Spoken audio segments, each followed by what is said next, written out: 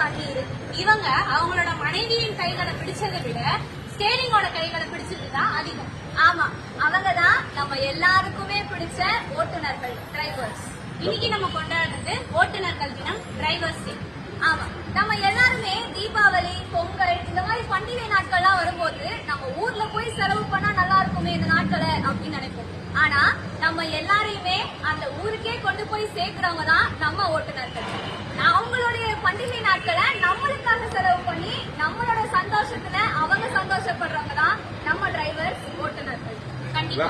அது மட்டும் இல்லாம நம்ம எல்லாருக்குமே ஏதாவது ஒரு எமர்ஜென்சி அப்படின்னு வரும்போது அந்த சிச்சுவேஷனை பொறுமையா ஹேண்டில் பண்ணி அவங்களோட உடல் நலத்தை பத்தியும் கவலைப்படாம ஓட்டுறாங்க.